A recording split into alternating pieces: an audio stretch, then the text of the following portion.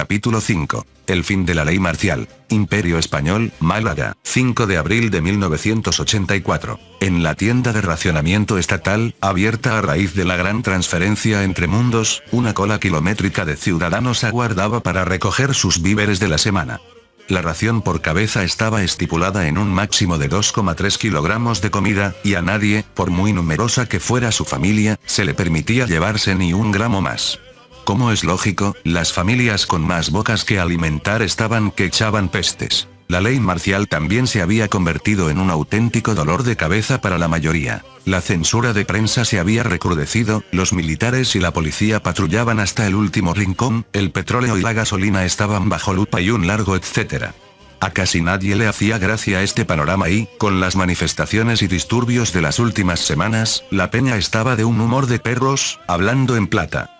Si no llega a ser por Diego de Vitoria y Pimentel y el emperador Juan Carlos I, el país habría acabado en una nueva guerra civil de 3 pares de narices. Era el final que todos vaticinaban. Mientras aguantaban el chaparrón en la cola, los ciudadanos procuraban no piar. Nadie estaba para chácharas. Tenían un hambre que daban calambres, estaban de capa caída y aborrecían que la ley marcial se prolongara tanto. Estaban deseando que aquello tocara a su fin. Menos da una piedra. La victoria sobre Louria había servido para que la peña olvidara sus penas por un momento, pero el alivio fue un visto y no visto. De repente, un padre de familia rompió a gritar de alegría. Salía del establecimiento portando 2 bolsas de raciones, es decir, 4,5 kilogramos de comida. Todo el mundo se le quedó mirando antes de que el hombre exclamara a pleno pulmón: «Oye, que han aumentado las raciones. Ahora dan el doble. Y mañana vuelven a abrir todas las tiendas. Se acabó. La crisis de los alimentos ya es historia», vociferó el hombre mientras se alejaba a paso ligero. Al oír aquello, la multitud empezó a alborotarse. Si eso era verdad, significaba que la ley marcial tenía los días contados. En ese instante, la cola entera prorrumpió en vítores. Y no solo por el fin de la escasez, sino por el emperador, que parecía haber rescatado al país de las mismísimas garras del abismo. Mientras la peña lo celebraba por todo lo alto, un hombre contemplaba la escena desde un balcón señorial mientras le daba al brandy de Jerez con su mejor amigo. Se trataba de Gonzalo de Mendoza y Fábregas y Diego de Vitoria y Pimentel. Gonzalo era un abogado de armas tomar y juez, responsable directo de haberle cortado las alas a los políticos corruptos del país. En La Nación se había ganado un mote a pulso: el demonio de Málaga, en honor a su ciudad natal. Gonzalo de Mendoza y Fábregas era un letrado famosísimo porque se las apañaba para sacar a la luz los trapos sucios de casi cualquier cargo corrupto en España y sentarlo en el banquillo. Su jugada maestra consistía en usar un vacío legal de lo más astuto. Les tendía una trampa mediante operaciones encubiertas donde les imputaba cargos falsos y esperaba a que intentaran untarle con un soborno. En cuanto picaban el anzuelo, le daba el chivatazo al emperador, quien firmaba de inmediato la orden para mandar al corrupto a la sombra. Su planta también era digna de mención. Tenía una estatura media de 176 centímetros, estaba en buena forma, lucía una cabellera canosa bien engominada y vestía trajes carísimos traídos de Francia que le hacían destacar un potosí. Pero el tío también gastaba una fachada impenetrable, una máscara capaz de ocultar sus pensamientos de tal forma que ni el mismísimo emperador sabía por dónde iba a salir. Para colmo, era uno de los poquísimos abogados españoles que se habían cruzado el charco para estudiar Derecho en Estados Unidos, quedando el tercero de su promoción en la Universidad Autónoma de Madrid. Vamos, que era una de las mentes más preclaras del panorama jurídico español.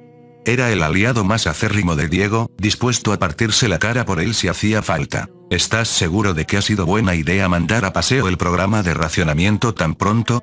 Solo producimos el 99,5% de lo que necesitamos para dar de comer al país, incluyendo al virreinato de Louria, comentó Gonzalo dando un sorbo a su brandy. A Louria la habían convertido en virreinato, y el suministro de alimentos para abastecer a los 50 millones de españoles actuales andaba tan justo que no daba margen para levantar la mano con los decretos de racionamiento. Sin embargo, el desmantelamiento de la ley marcial seguía su curso. Esperaban poder quitarla del mapa pronto, pero la cosa iba para largo. La peña seguía de uñas por la escasez de gasolina y carbón. El país estaba, por decirlo sin rodeos, canino de recursos. Pero ahora que habían obligado a los puertos de sus aliados a despachar sus buques y que los pozos petrolíferos de Quila ya estaban operativos, pronto tendrían todos los recursos con los que pudieran soñar. Solo Kila atesoraba más crudo que Indonesia y todo el Oriente Medio juntos. Y Louria contaba con minas suficientes para abastecer al país durante siglos. Diego alzó su taza de brandy y se la bebió de un trago. Aquella era una decisión peliaguda, desde luego, pero ya estaban curados de espanto en eso de jugar con fuego. Cuando decidieron atacar a la Francia socialista en 1975, sabían de sobra que se la estaban jugando a todo o nada y que España podría haber acabado en el piso si la UN se les echaba encima mientras andaban despistados.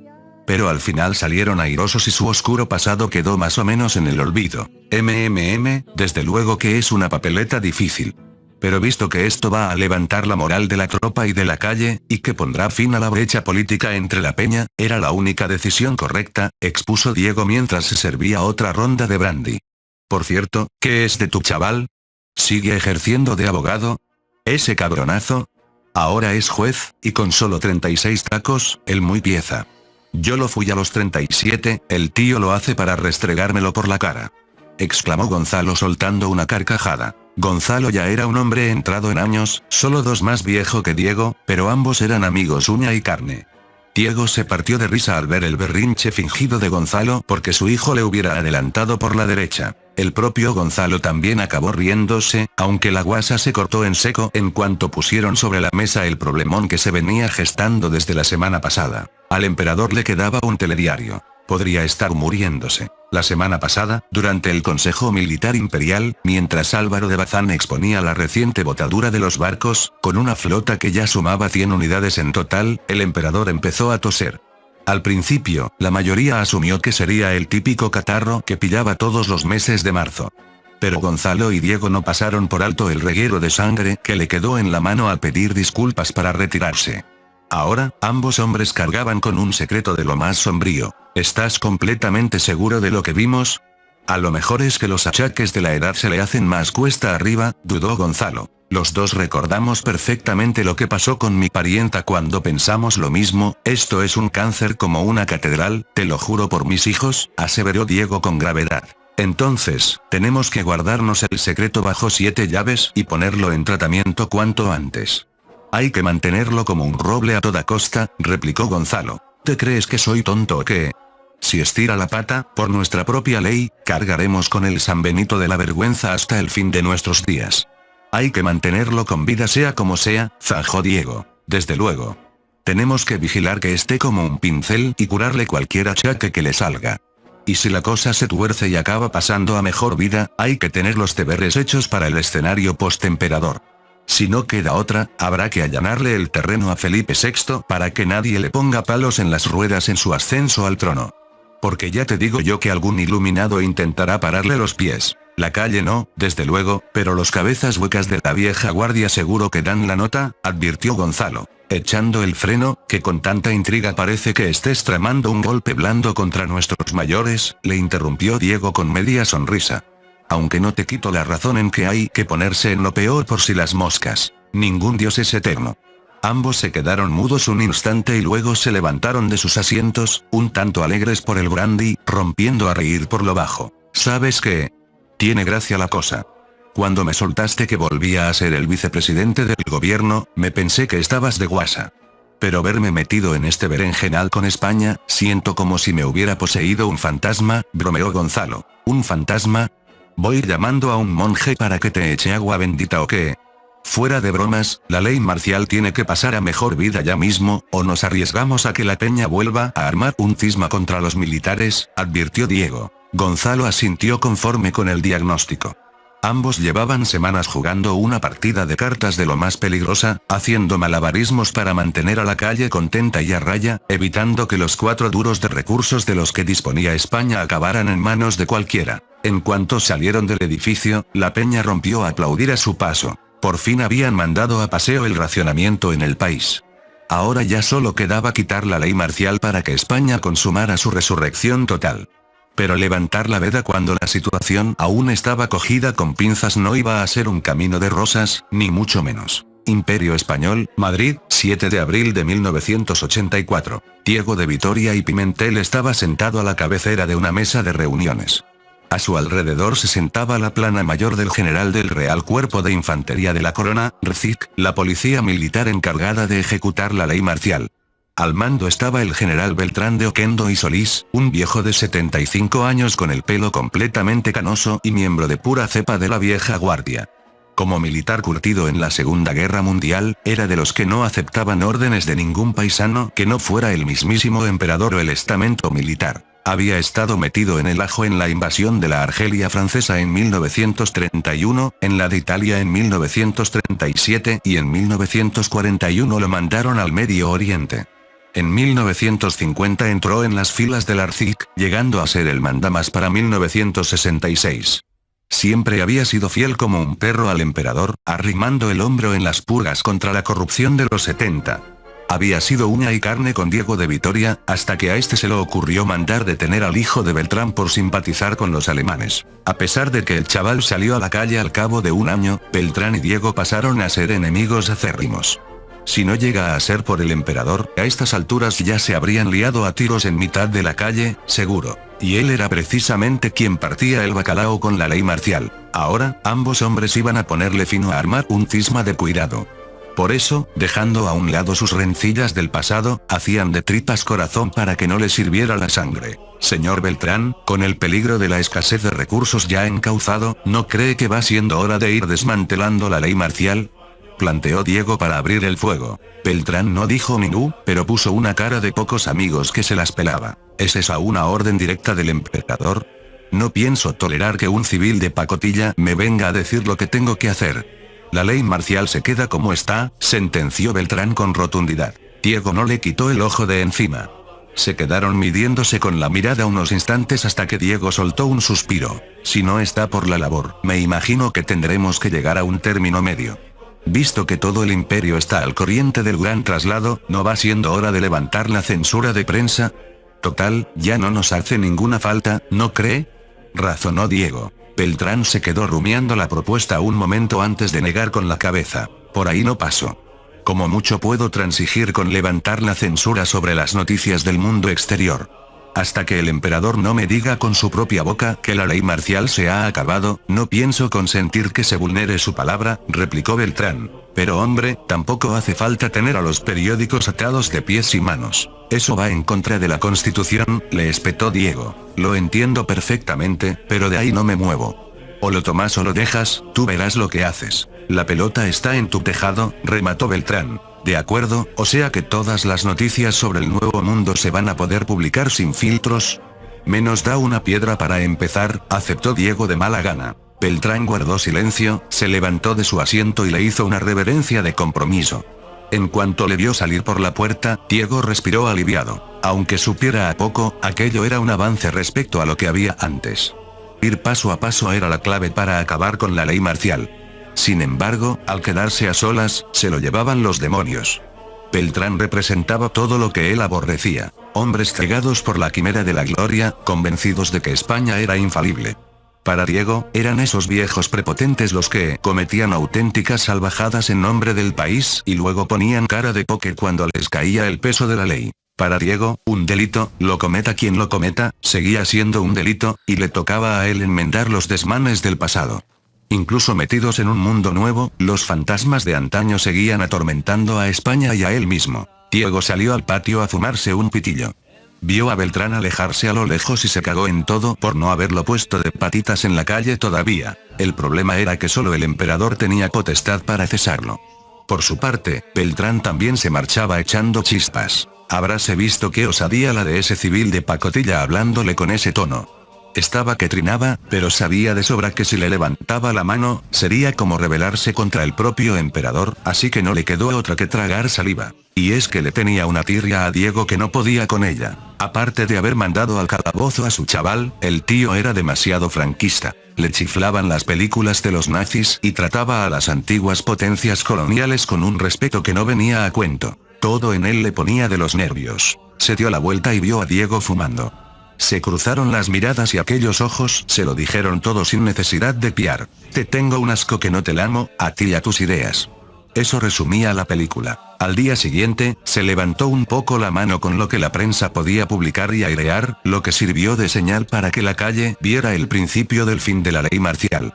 Diego no pensaba dormirse en los laureles. El 9 de abril, el petróleo y el carbón, que llevaban racionados desde el traslado, volvieron al mercado libre mediante un programa de compra que los vendía al público a precio de saldo.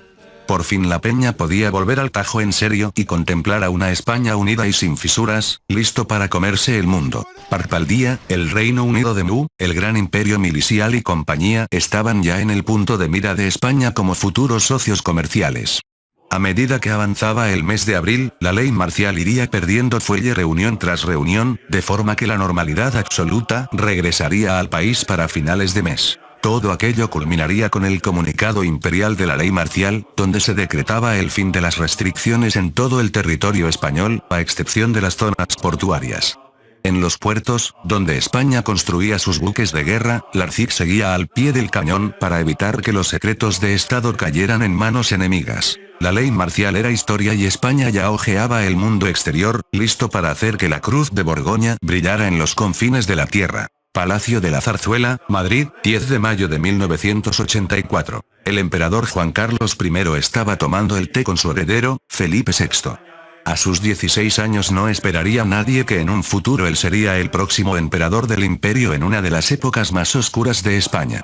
Mientras padre e hijo daban cuenta del té, Juan Carlos I tomó la palabra. «Hijo, tengo que pedirte un favor», empezó diciendo. «Quiero que vayas en persona a casa de don Beltrán de Oquendo y Solís y le digas que levante la ley marcial de una puñetera vez. Esto se está alargando demasiado». Felipe VI asintió con la cabeza, le hizo una profunda reverencia y se marchó a escape para cumplir los deseos de su progenitor. Juan Carlos, al quedarse a solas, también le redactó una carta a Beltrán por si las moscas, por si su hijo pinchaba en eso en la misión. En el despacho le daba la orden categórica de desmantelar el decreto de la ley marcial por las buenas o por las malas. Mientras escribía, soltó una risita para sus adentros. Igualico que en los viejos tiempos, se dijo en voz alta. Juan Carlos I llevaba ya casi 10 años en el trono, siendo uno de los reinados más normales hasta ahora en la historia de España, y bajo su mandato habían pasado cosas para parar un tren. Lo había visto absolutamente todo. A estas alturas, ya con los achaques de la edad y de su enfermedad no le apetecía seguir llevando la corona. De hecho, ya estaba esperando darle la corona a su hijo en pocos años. Sin embargo, su primera reunión con Diego de Vitoria y Pimentel le hizo cambiar de parecer y se conjuró para aguantar el tirón hasta el final. Es más, durante la década de los 70 hincó los codos y trabajó más que en toda su vida anterior, un sobreesfuerzo que bien pudo haberle pasado factura para convertirse en el hombre que era hoy. Ahora, metidos en 1984, seguía dispuesto a reinar hasta que el cuerpo aguantara, pero el reloj corría en su contra. En una reunión en marzo, el hombre había tosido sangre. Al principio se autoengañó pensando que sería cosa de la edad y de que estaba un poco flocho, pero tras pasar por boxes y consultarlo con sus médicos, le soltaron la papeleta. Tenía un cáncer en fase temprana. La noticia le cayó a Juan Carlos I como un jarro de agua fría, y ahora se estaba sometiendo a un tratamiento secreto para frenar la metástasis.